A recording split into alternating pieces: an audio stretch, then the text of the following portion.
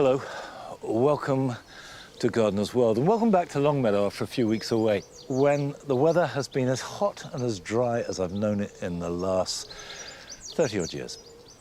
And if you've got containers, you've got to water them. Otherwise, in the sort of heat and drought we've had, they will just shrivel up and die. Now, that makes life tricky because there are hosepipe bans, there are water meters, so it does mean using what water you need to use really carefully. And we haven't watered the borders at all. And the effect is beginning to become really noticeable, sometimes quite dramatic. So, for example, the big hornbeam balls that I planted in spring have suffered. The ones exposed to the sun are not looking good at all. The ones in the shade are actually looking fine. Just that difference of a few meters is transformative. And it's one of the many things we're learning about how plants react. Clematis, which I would expect to really not like this dry weather, are doing fine because their roots are deep. These are all factors that we're having to learn about and piece together and try and adapt to the changes of weather that we are having to deal with. Now, coming up on today's programme, Arit visits a cut flower grower in Kent. His plot is filled not only with floral beauty, but also a fascinating range of wildlife. Wow! We've got privet hawk moth, so Look at that's those. our largest UK resident species. It's a good night for elephants. Wow! Elephant hawk moths. Is that your biggest ever haul? I think this is the most elephants I've ever seen. Yeah, that's definitely peak elephant. We catch up with Jamie Butterworth as he puts the finishing touches to our RHS Chelsea dog garden in its final position at Battersea Dogs and Cats Home. Harold is doing exactly what you were talking about. He's using the garden, he's got a lot to explore, and he's taking it really slowly. He is. It's so lovely to see, genuinely. And we visit a grower who is a self-confessed obsessive about echeverias. This is Echeveria meadow, and she's absolutely stunning. It's got beautiful wavy lines. Its leaves are almost metallic and shiny. It's just beautiful. Ah.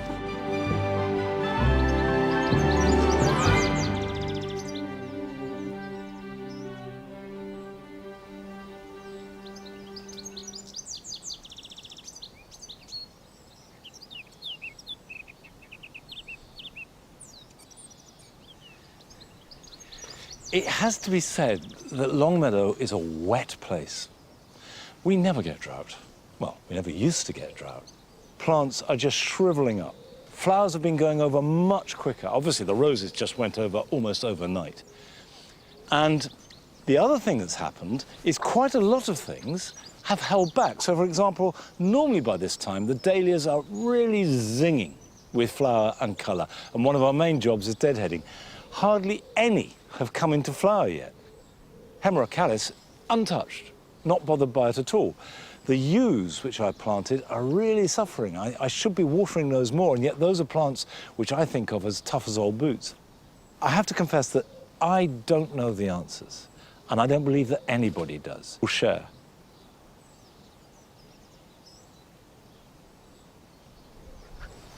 Good boy.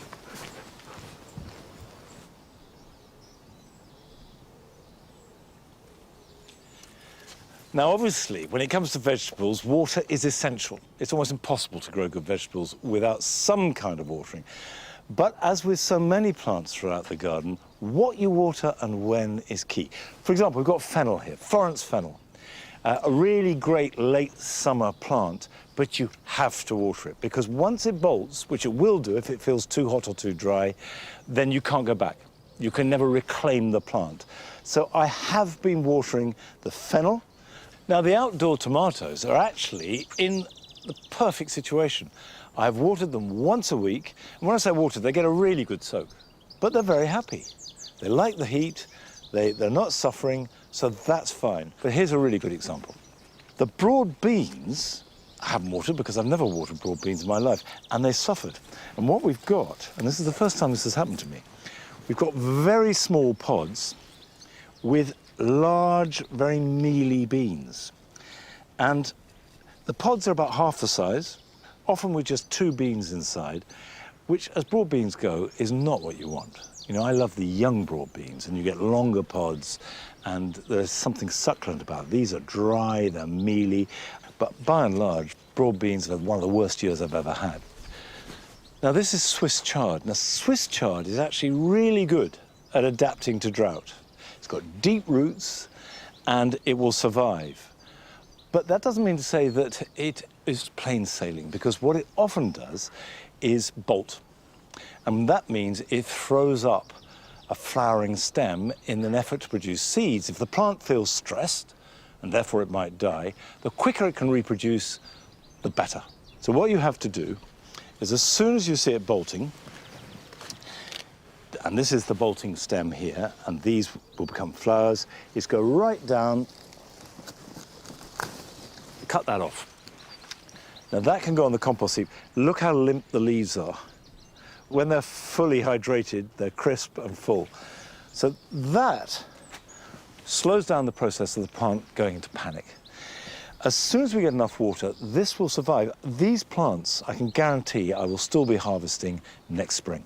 However, if this had been lettuce, and I grow a lot of lettuce, once it bolts, that's it. It's a one-way valve. It's rather like fennel. You can't reclaim it. Cutting back the bolting stem is no good. So it's a question of planning the plants according to the weather and the soil, and responding where response is going to be most effective. Now, we're going to join Arit as she continues her journey around the country visiting growers of cut flowers. And last month, she went down to visit a grower in Kent.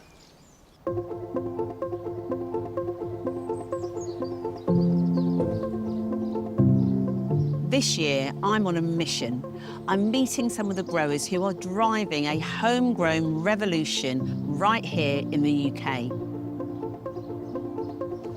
There are many people growing their own, and I don't just mean vegetables, which of course is important, but those that are growing seasonal British cut flowers. And they're doing it for the love of flowers, but also for wildlife. I've come to Kent to meet Nate Moss.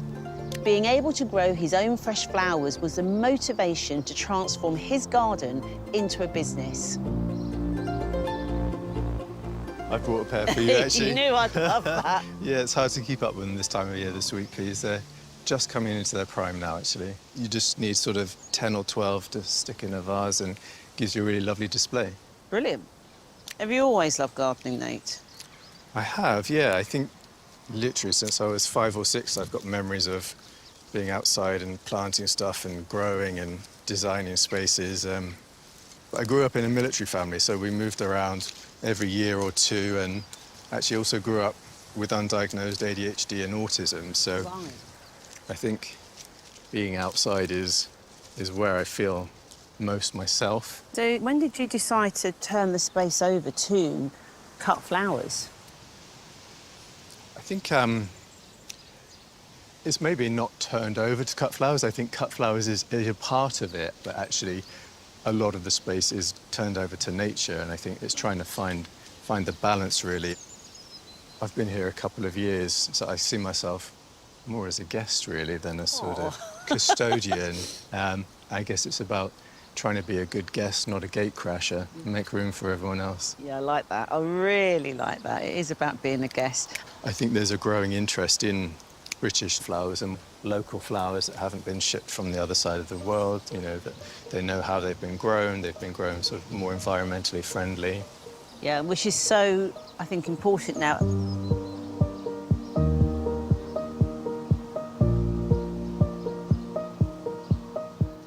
Oh, Nate, this is just lovely. Should put these down. Absolutely, yeah. I mean, what do you choose? How do you decide what to grow? So I think a lot of what I'm growing here is sort of country garden favourites. You've got dahlias and snapdragons and cosmos and kind of the more traditional stuff that you would grow in a cut flower garden in this country. To help realise Nate's ambition to bring more wildlife in, he's begun growing a very different group of plants for his bouquets. So it's early days, but these are all British native wildflowers. So we've got the wild form agrostemma, which is corn cockle. And then we've got our native salvia, which is just starting to come out, the lovely purple blue. Ideally, what we want to do in terms of sustainability will be to grow almost like a cutting meadow. So you've got plants growing in a community. They're going to need much less input from me. They'll be much more resilient. And that ambition is already growing into a reality. Well, this looks great. So this was just a sort of bog standard green lawn when we moved in a couple of years ago. And that's one of the first things we did, just let the grass grow and then cut it in the autumn and broadcast some wildflower seeds. So this is, I guess, still an infant. Very much so, in some ways. But, you know, already, you know, seeing the butterflies dancing across it, I mean, it's doing its job. Yeah, as soon as the sun comes out on a day like this, you can start to see the meadow jumping with butterflies and bees, and yeah, it just comes alive. And it's not just the daytime pollinators that Nate wants to attract to his garden. Yesterday evening, he set up a moth trap using a bucket and a light to see what other pollinators visit the garden at night. Wow! We've got privet hawk moth, so Look at that's those. our largest UK resident species. It was a good night for elephants. Wow! We've got elephant hawk moths.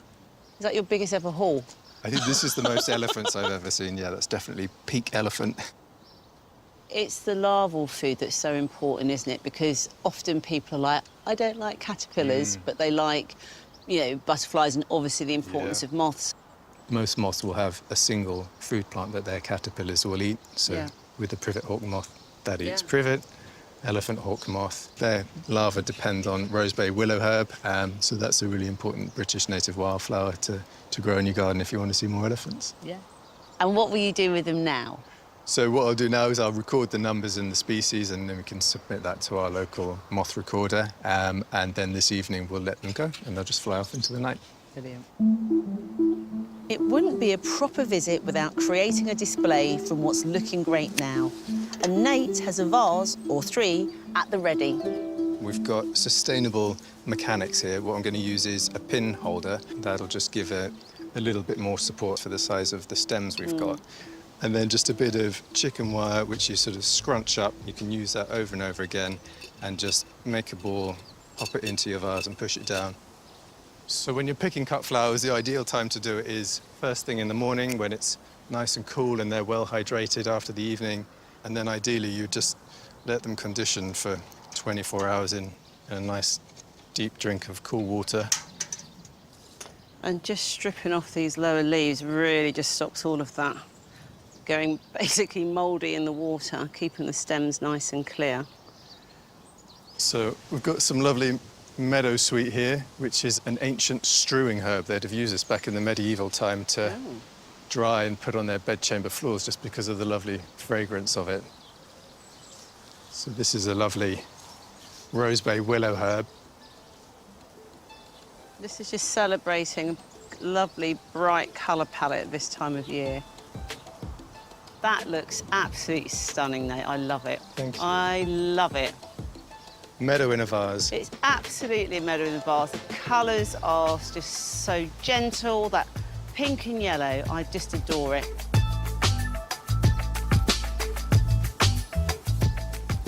I really love how Nate's passion for nature and wildlife has driven him to grow these British wildflowers alongside the more traditional cut flowers. You can really feel the love in every single stem.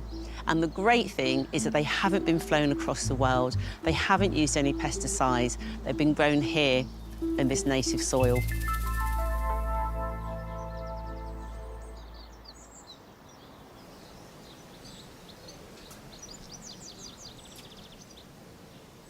Come on.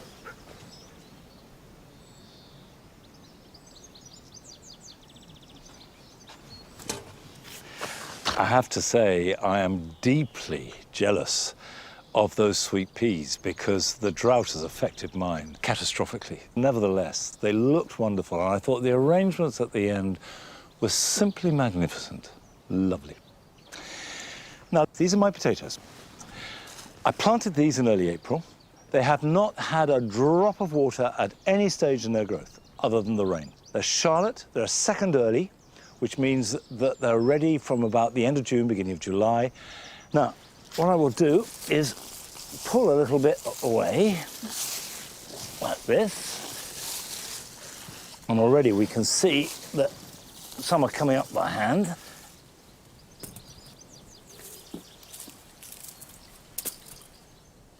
The soil is dust. Normally the soil sticks to your feet, it sticks to the spade. When you dig spuds, they are coated in mud, and these are practically clean. You could almost just put those straight into water and cook them because the soil is so dry.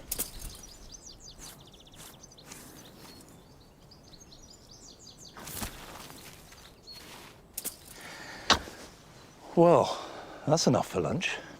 And I have to say, I'm really genuinely happy with that because no water, soil like dust, no care and attention at all. And look at them, really nice potatoes. They'll store for about 3 months and make us very happy in the process.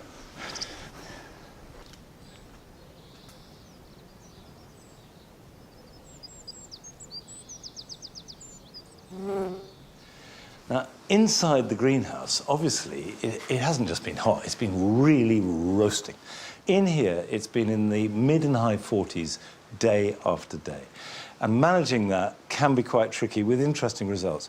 So something like the cucumbers haven't minded the heat at all. They're fine as long as they get enough water.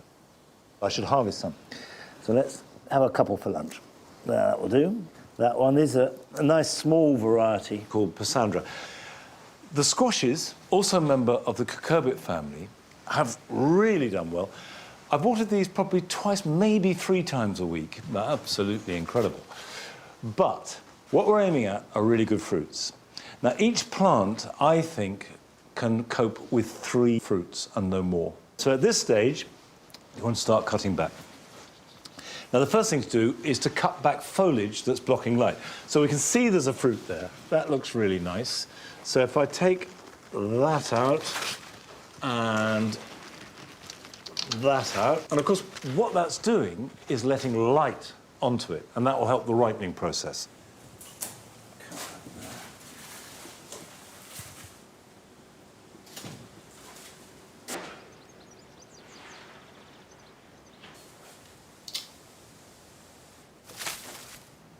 Now you can see I've got masses of flowers. I haven't got very many fruits, but in order to have a fruit, you need a flower. So if I cut all the flowers off now, I won't get any more fruits. So I'm going to leave the flowers for the moment and see how they fruit. And then when I've got 3 per plant, I'll cut all the rest off and keep cutting them off. And the reason you do that is because flowers take energy. The plant wants to produce as many fruits as possible to maximize the opportunities of producing seed and therefore more plants. So by limiting the amount of flowers, we are focusing all the plant's energy into developing the fruits that it has.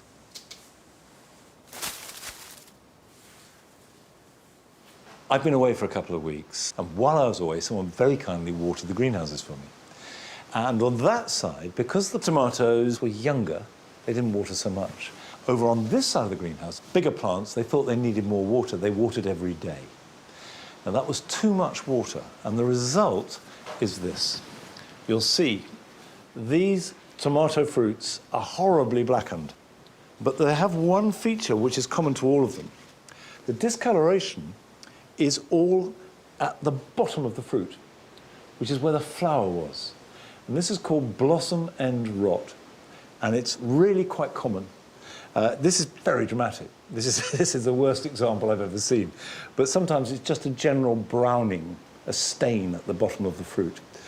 And it's caused by lack of calcium. And it's not that there isn't enough calcium in the soil, but if you have too much water, it inhibits the plant from taking up that calcium. To make life complicated, if you have too little water, you can also get it. It's not something that's going to spread because it's caused by the cells collapsing. However, it's really easy to fix. Just change the watering regime, twice a week, a good soak, and that's almost always enough for any tomato.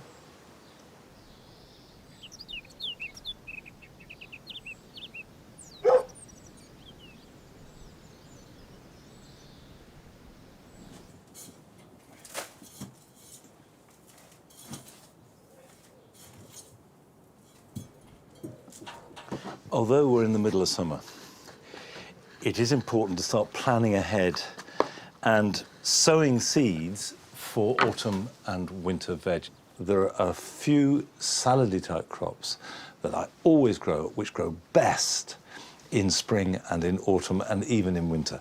And amongst them I've got chicory, radicchio. I've got fantastic Palo Rosso radicchio. Slightly bitter, crisp, wonderful in winter salads, and also really nice cooked. You wilt them, and they're delicious. I always grow rocket. Now, rocket doesn't like hot weather, so you can imagine it would have been hopeless over the last few weeks. Finally, I've got parsley. The technique is exactly the same for all of them. So, compost into a seed tray. Chicory, this is Palo Rosso. Now, I'm sprinkling the seed as thinly as I can. You can, of course, sow these direct, and they'll grow perfectly well, except that the ground at the moment is so dry, so you've got to water well and keep watering. And you don't need a greenhouse. You can do this perfectly well on a windowsill. Gently press them in. All I'm doing is making contact with the seed to the soil. I'm not pressing down. And they need to be covered over. And it's just a light covering which lets a little bit of light through and also lets the moisture through. A label. And this is certainly something I'd get on and sow now. I wouldn't leave this any longer.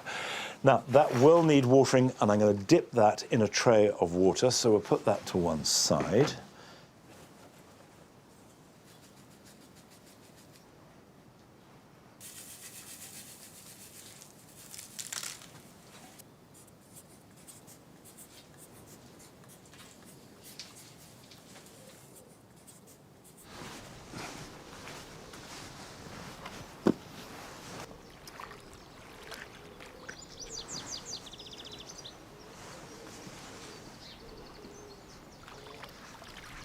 These need to be kept watered, but not soaking wet. Just make sure they don't dry out. They should germinate in about 7 to 10 days' time, be ready to prick out in about 3 weeks' time, and plant out in sort of about the middle of September. The rocket will be ready to harvest quite quickly, certainly by October, November. The chicory may well be something that you harvest in the middle of winter, but I can tell you it will be very welcome. I love it. Now, one of the things I also love about gardens and gardening is that it allows for every kind of niche obsession. And we went to visit one grower who certainly comes into that category in North Lincolnshire.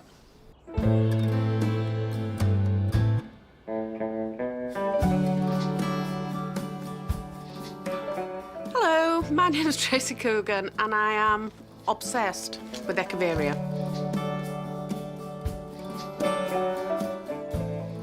I had an old book, and it said in the old book that growing Echeveria soon becomes a major embarrassment due to lack of space, and I stood in my little greenhouse thinking, oh, I wish I were in that position.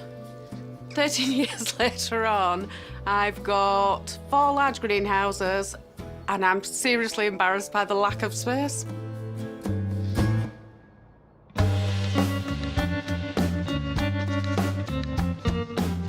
Echeveria are just the most perfect genus. Unlike other succulents, there are so many different varieties and forms within the genus.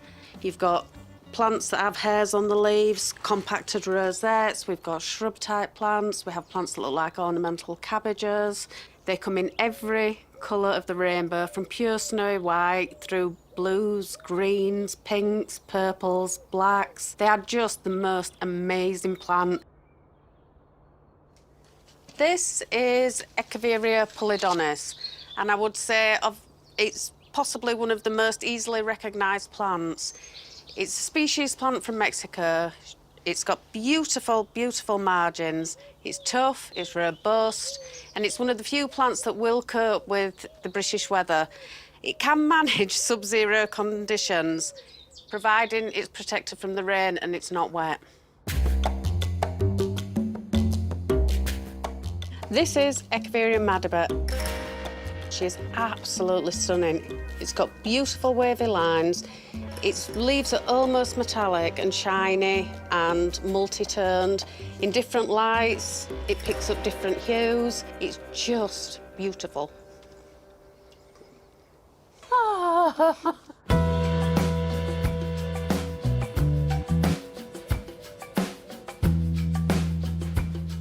One of the things I love about Echeveria is the ease of propagation. This method, leaf propagation, is probably the easiest of all. You need to choose leaves that are healthy and plump. And simply give it a good wiggle. And the leaf will come off with a perfect C shape. Use 50% compost and 50% grit and simply lay your leaves onto the compost.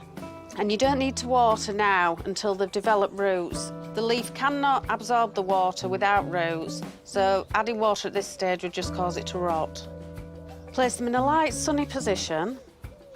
You can do this at any time of year, but it's preferable to do it in spring. It gives the leaf time to develop a nice, strong little plantlet that'll get through the following winter.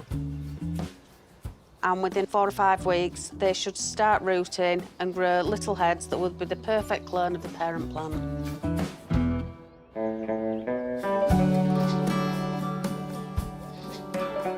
This is one of the Echeveria raindrops varieties. It's a beautiful mutation that's got like little teardrops that have formed on the leaves. This form has drops 52 weeks of the year. There are some forms that during the summer, the drops are no longer visible and then they'll reform again in winter. Here's a beautiful plant called Echeveria skinneri. It's not something you'd associate as being Echeveria. It's got these beautiful tall stems. It grows very much like aeonium, and much like aeonium, you can propagate it by cutting the heads off when they get too long, letting them callus over and potting them on.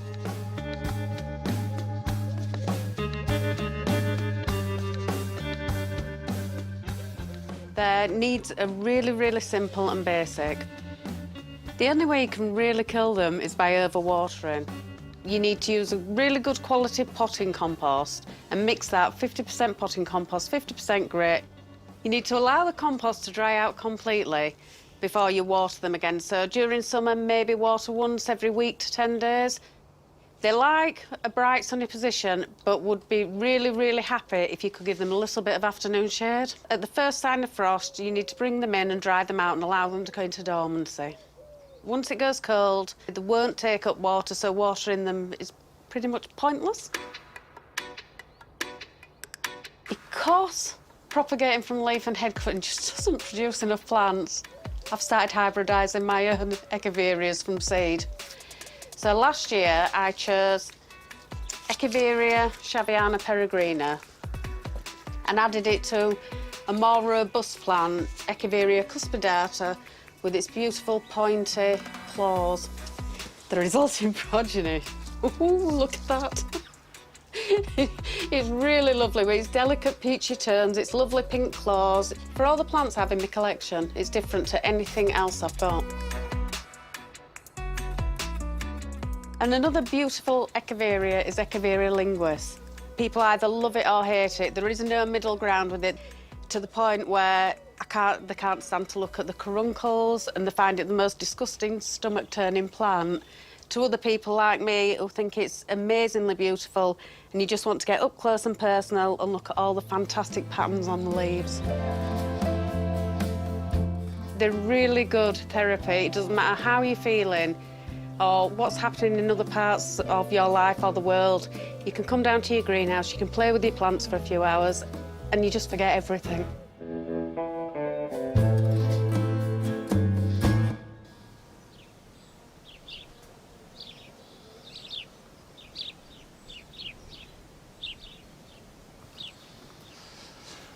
I now feel a bit inadequate about my own Echeverias because, although they're lovely and really interesting, and incidentally, very easy to look after because, as Tracy so brilliantly pointed out, if they're not growing, they don't need water, and they don't need much water anyway. They're wonderfully adapted to neglect, if you like. Now, this is a yew hedge that I planted from cuttings that I took some years ago, deliberately to replace the box hedges that lined all the borders here in the jewel garden. They're coming into being. It's not yet what I would call a proper hedge, but when I planted it, they were completely individual plants. They are growing together, and you have to have an element of patience. But the first thing I'd say is don't be frightened of yew as a hedge. There is this belief that it grows very slowly and it's going to take ages. It's not true. Yew grows quite fast. You can see that's this year's growth. There's probably about 10 inches of growth on that. It's going to be a minimum of 6 inches and can be up to a foot. The secret is to cut the sides nice and tight, even if eventually you want it to be wider, because that will encourage lateral growth. So the first thing I'm going to do is just start to cut the sides back. And the thing about yew, and it's true of holly and box as well, is the harder you cut it, the denser it will grow. And one of the measures of a compact hedge, particularly a low one, is so you can put your cup of tea with a saucer on it and it will balance like a shelf.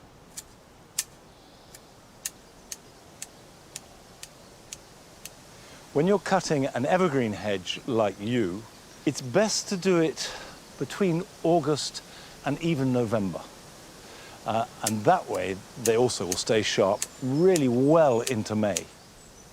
And I would stress these have not been watered or fed ever. What I do is mulch them in spring, and that's been it. Now, having done that and been along, I can now think about doing the top. I need to also do the inside, but there's much less growth on that because that is north-facing, and you've got other plants, so there's very little light getting to it, so therefore it's not growing so well. Now, when it comes to the top, hip height is about right. You can put a string, you can get a level, you can aim to get it dead right. At this stage of its growth, I just want to get a line, and I can do that by eye. So if I just go across like this, and I can level it up a bit later.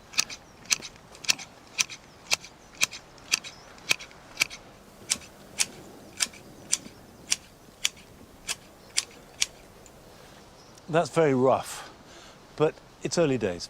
It'll be another 2 or 3 years before that's a solid hedge. And just remember, all this came from cuttings, so worth doing. Now, at Chelsea this year, I did my first show garden. I say I did my first show garden. It was very much a team effort. And the key person who worked with me throughout this was Jamie Butterworth. And we both agreed from day one, we wanted it to be permanently placed at Battersea Dogs Cats Home, and we're joining Jamie now as he's finishing off with the planting and preparing for its grand opening.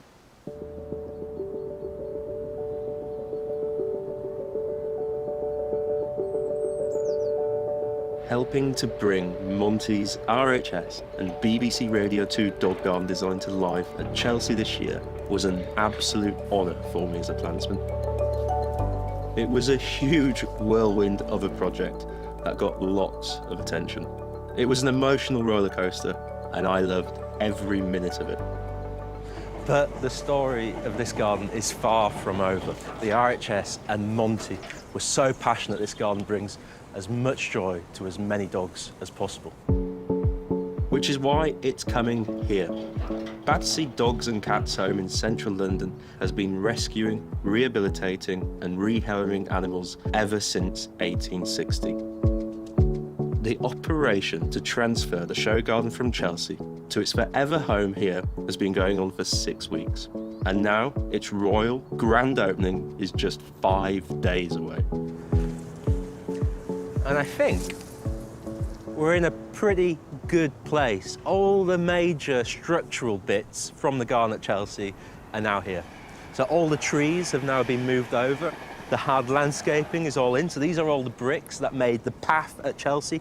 We've redesigned it slightly because we needed to have a entrance area that the dogs could actually go onto in the first place and then on and into the garden. The hedge that was at the back of the garden is now in and actually is doing a really important job because just a metre behind that hedge is a railway line. So it's really important to try and screen that out from the dogs. Over at the back of the garden, we've got the most incredible team of volunteers from Battersea planting away. But I reckon today, maybe tomorrow, we'll get those all in. The garden at Chelsea was essentially a stage set, a representation of a dog-friendly domestic garden. Monty wanted features that would suit dogs, like the wallow, plenty of shade, and a nice thick lawn. But it was on a scale and in a style to suit a typical back garden and a typical family.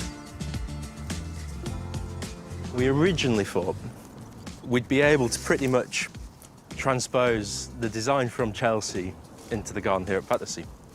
But this is not only a completely different space, but has completely different requirements.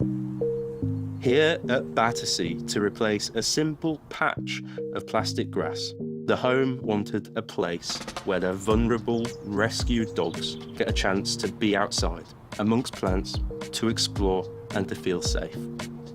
I reckon we can do a clump of Amistad here and a clump of Amistad here if we get the key structural bits in first. So, I've been working closely with Battersea's lead horticulturalist, Dawn Richards, to make sure this is a garden that really fits their brief. Dawn, why is this garden so important to the dogs here? Well, as you've probably seen, it's a really urbanised environment here. You know, it's very built up, and the dogs that are in kennels, whilst we do provide the best enrichment and the very best care we can, shelter life can be quite one-dimensional. So it's great for them to be able to get out, experience sort of green spaces, come into contact with nature, and just sort of be able to make that sort of freedom of choice to explore. I garden in a very different way to how I would say in my own home. And when I place plants, when I put plants in the ground in an area here, I'm really thinking about how the dogs are going to interact in that space. You know, they're a lot lower to the ground than us, so they're going to navigate through the garden differently. And the enrichment benefits that they're going to gain from it is from touch, is from, you know, the aromatics, the smell. So like the oregano. So like the oregano, absolutely. And, you know, like that's really powerful for a dog.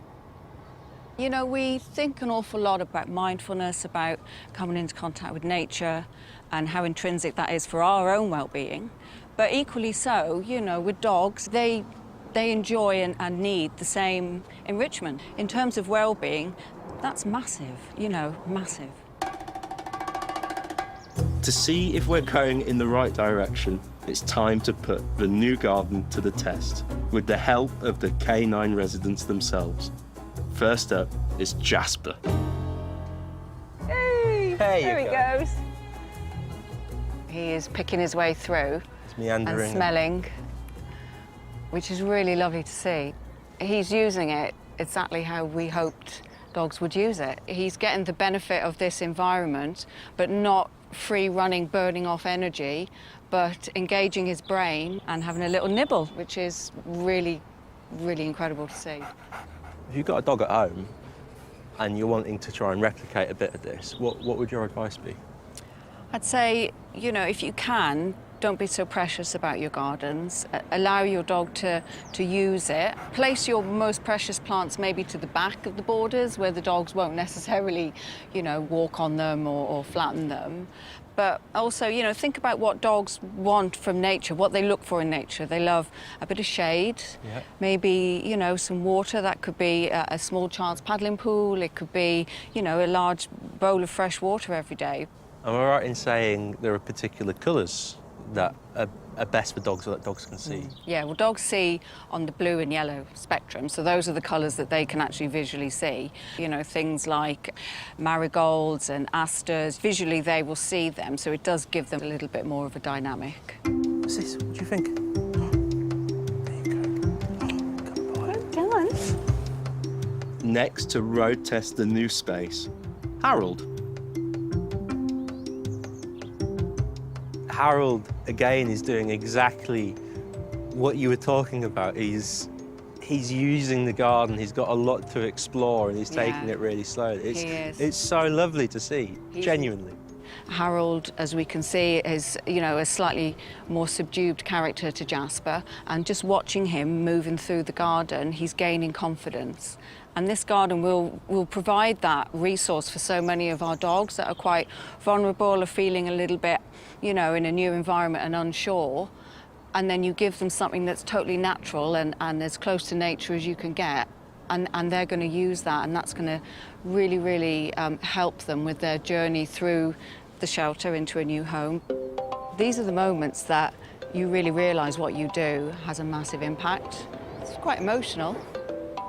It's a dream come true to know that this is here now for these dogs. The legacy of the garden here at Battersea is something that's close to many people's hearts, which is why its official opening is being done by Her Majesty the Queen. So, the day before the royal visit, Monty arrives to give it the final once-over. Jamie, I got here at last. Nice to see you. How are you, Monty? I'm fine. I'm fine. I'm looking around. I'm relieved the planting looks good. The garden's been opened tomorrow by Yeah. the Queen. Gotta So look we had a hard deadline. And ultimately, what I'd have loved to have done is cut back a lot of these plants as we plant them. Horticulturally, it would have been so much better to give them a complete Chelsea chop, Hampton hack, and let them try and root down a little bit, but we need it to look full. It wouldn't be Monty if he didn't want a couple of tweaks. But actually seeing the garden in situ here at Battersea feels absolutely right. To me, this is just, it's morphed. It's just shifted. It's just sort of flowed across the Thames and arrived here and had taken up a different shape. I mean, obviously, the final piece of this jigsaw will be Her Majesty coming tomorrow and opening it up. And then I sort of feel, fine, off you go. That's your life now. It's You know, closure. yeah, it's closure. Like a ship just sailing away, you know, and it leaves you and I. I've done a few Chelsea gardens and we've relocated all of them, but I think this is the most authentic, nicest, it's going to have such a legacy.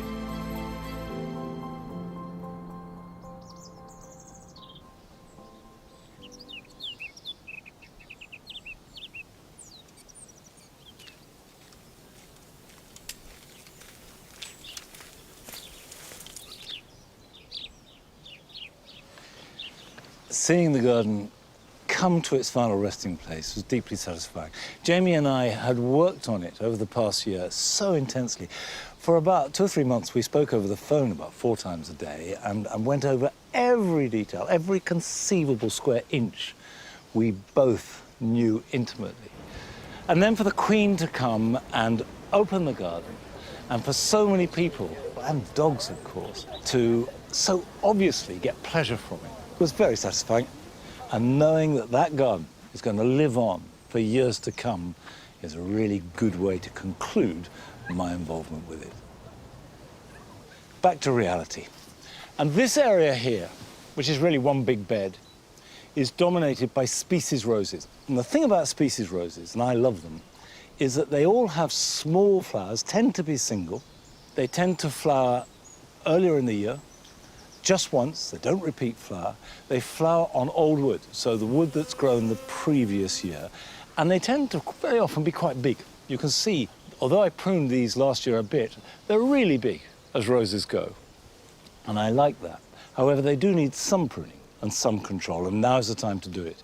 Because if you prune them in winter, like normal shrub roses, the new growth won't carry any flowers. So when you prune, go as low as you can and take the oldest material out. So if you can see in here, I've got a nice old bit there. If I take that like that, I don't know if I can get it out in one go. Here we go.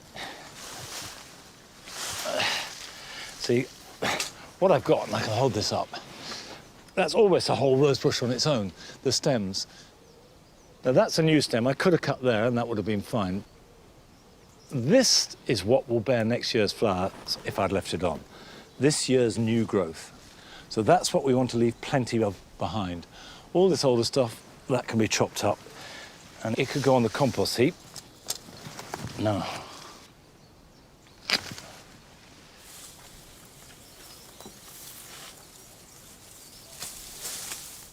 Anything that's got flowers on it is not going to flower next year.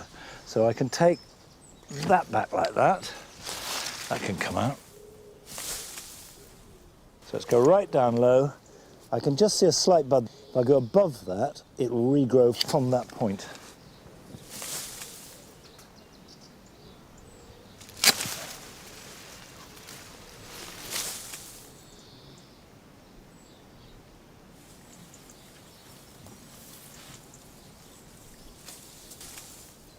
I've taken off about half the plant, and what I've left is going to give me flowers next year. Now, this is not its final size. I want it to be bigger than this, but that gives room for it to grow. And I don't prune these every year. At most every other year, and actually on average about every 3 years. By and large, that is it. That's all you need to do every 3 years. Your work is done. We're going to go to one of your gardens now. It belongs to Simon Farrell, who lives not very far from here in Herefordshire. And I think you'll find it's rather a special place.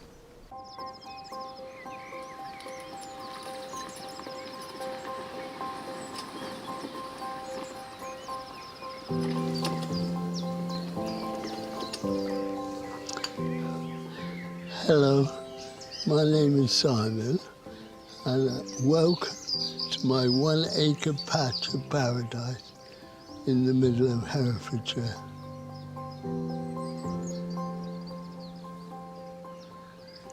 Well, 25 years ago, I started to turn this into a nature reserve and a wildflower garden.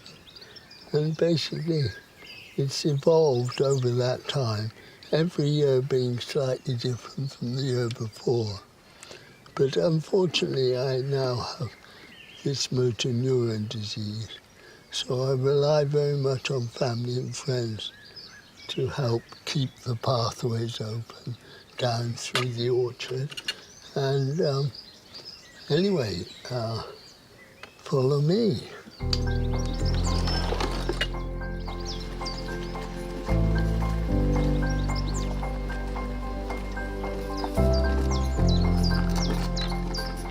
This border, which is right outside the cottage, is really started off as a herb garden.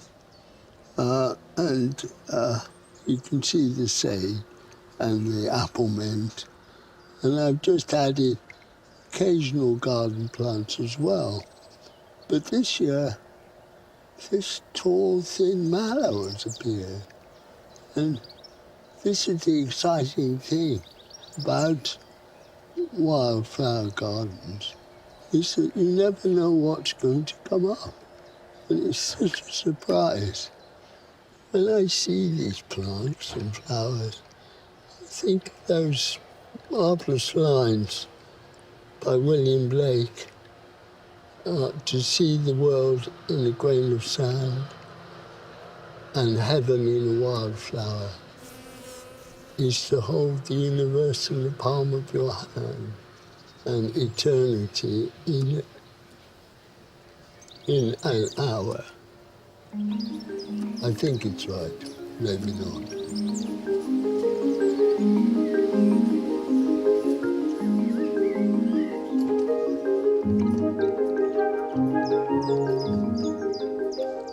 Yes, a pond is central part of a wildlife garden. And to have dragonflies come to your pond, it's just sort of wonderful beyond belief. And there's so many different types and colours and forms and the way they hover and hunt. Oh, there's a newt. I've just seen a newt.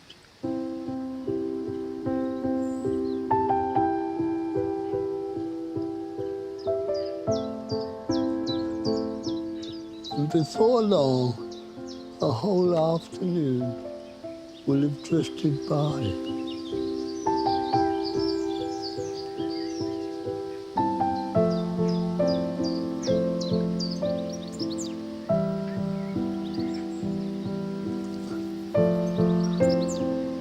And my mind is full of the wonder of it all.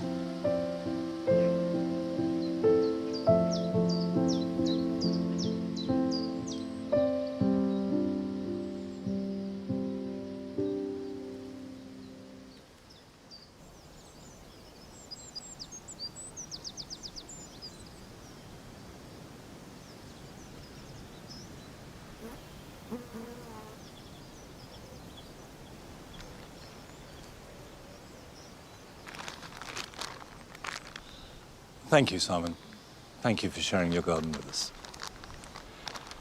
Now, this is a Philadelphus, a mock orange, and until about 3 weeks ago was a cloud of white flowers with some of the most distinctive fragrance you could get in the garden.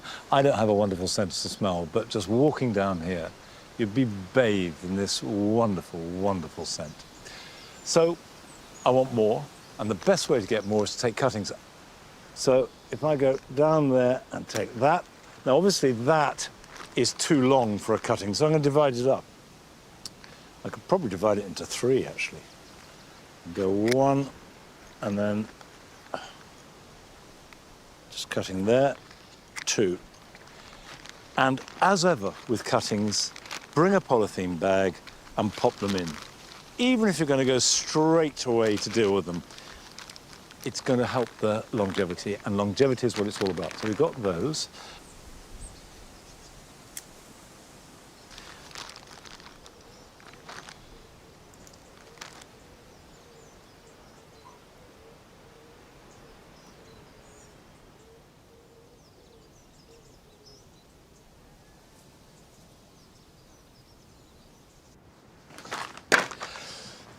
I've got these cuttings in the bag, and now the important thing to do is to process them as quickly as you can. Have compost ready that has got a lot of perlite, sand, or grit in it. You need drainage. You don't need nutrition at this stage. It's much more important that they have good drainage. So that's ready. I've got these ready, I've got a knife to hand, and now we can take them out. This is the top, and you can see already that is very soft. And it's worth pointing out the definition of a softwood cutting is, can you bend it? Is it soft enough to bend back on itself? So if I just took that top, it would be a softwood cutting. Softwood cuttings strike very easily. However, they die very quickly. This, though, has got a base that is firmer, and you can see that if I tried to bend that, it's flexible, but it can't bend on itself, so it's semi-ripe. They're slower to take, but they're pretty reliable. They're less prone to dying back. So I need to reduce the leaves. Now, these leaves would lose moisture, and if the plant loses too much moisture, it'll die before it has a chance to grow roots, and if it doesn't have roots, it can't take up any more moisture. It's a very simple equation. So I've just left a few little leaves on the top. Clean it off by cutting below a node. Now, a node is simply a fancy name for where the leaves join. And if you cut just below the node with a sharp knife, that's the place where roots are most likely to form. Now, I need that to make a hole. So I've sunk it in nice and deep. This one, I'll take the leaves off. So that can go in. Taking these off.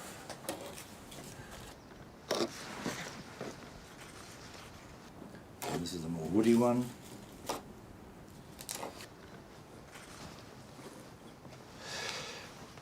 Water that and put it somewhere protected from direct hot sunlight and being too wet or too windy. I will not touch these until next spring. However, I'm really confident that what I'll get next year is this. Because what I have here are a tray of Philadelphus that I took as cuttings this time last year.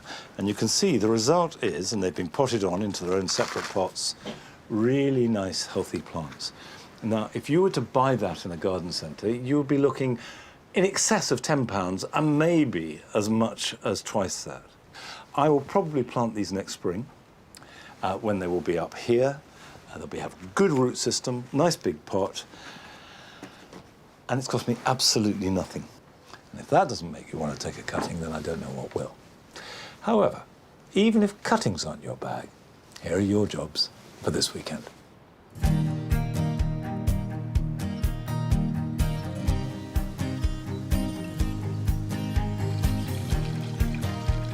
At this time of year, plants grown in a container will need a bit of a boost in order to go on performing at their very best.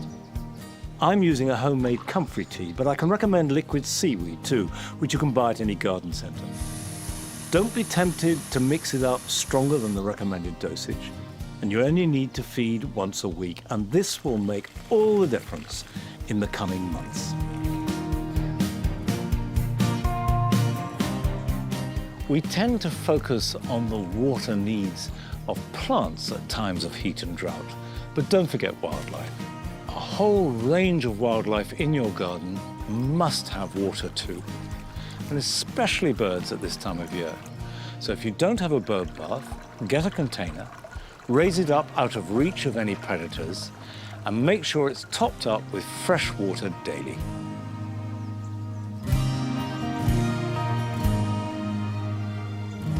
Because of the intense heat and drought of this summer, many of us have plants that look burnt to a frazzle.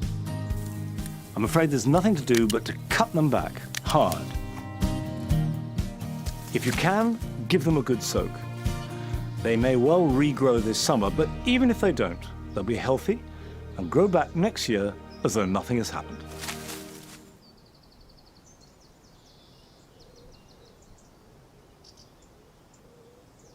One of the major events in the garden this year is the rejigging of the dual garden. Stripped it out last winter, gradually been replanting it throughout spring and into summer, and it's been quite tricky because of the weather. But some things have come really good, and the heleniums are just beginning to take off. This is Sahins early. They epitomise everything we're trying to do in the dual garden, which is about richness and intensity and those velvety colours. And, you know, the caramel and the orange and the burgundy that comes through is exactly the right tone. And bees love it too. It's just a joy.